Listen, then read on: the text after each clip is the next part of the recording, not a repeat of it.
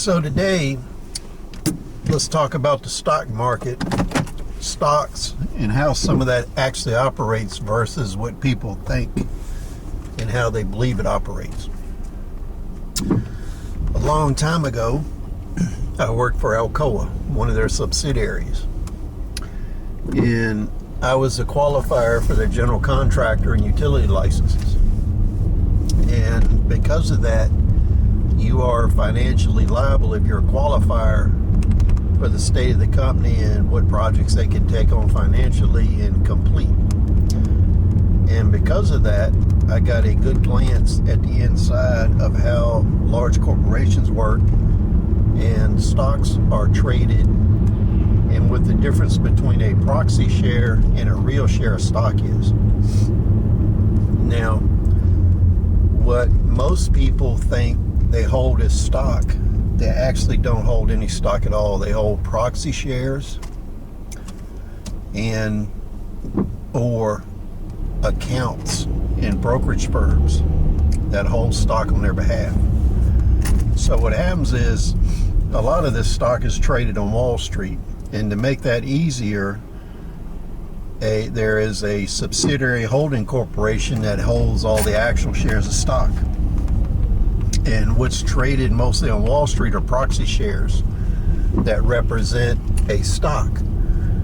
So it's kind of like a bank, where the bank holds money and they issue credit, loans, financial instruments, but the people receiving it never touch the money. So for instance, if you get a home loan, you never touch the cash. It goes directly electronically or via check to who the recipient is. The same thing with proxy stocks, trading stocks. Now, there's two issues with that. Number one, nobody has ever audited this situation to figure out how many shares of actual existing stocks exist versus how many stocks are traded. And it's pretty obvious that there are a lot more stocks traded than actually exist. But nobody knows who got that money for selling stock that doesn't exist. And nobody wants to know, because if they did, they would understand how the system works and how vulnerable it is. The second issue with all of this is you can only trade your proxy shares on Wall Street during market hours. But you'll notice that everything's great on Friday, and when you come back to work on Monday, your stock price has changed quite a bit at the company you work at. Your investments have gone to crap, and you don't know what happened. So the little dirty secret is, if you hold proxy shares and you're trading on Wall Street, you can only trade during those operation hours. If you hold actual shares, especially premium shares of these corporations, you can trade them 24 hours a day, 365 days a year. So several of my employers, what they would do is they would do stock deals over the weekend when the market was closed. They do them at night to settle debts.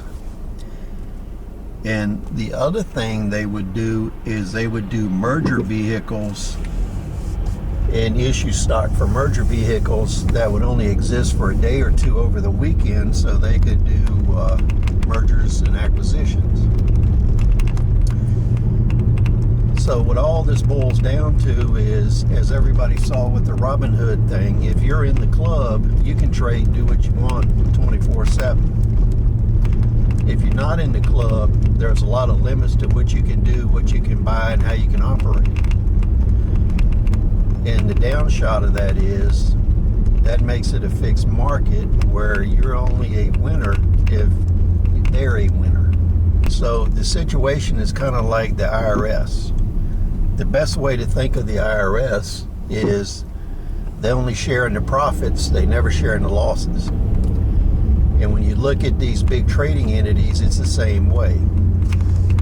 They will roll up all kinds of financial operations with the cooperation of the Fed and the SEC to benefit the big players, and it always hurts the little players. So what's happening with Robinhood is just another day at the office for what's been happening for as long as I can remember. So please share your thoughts, rate, subscribe. We'll see you on the next video.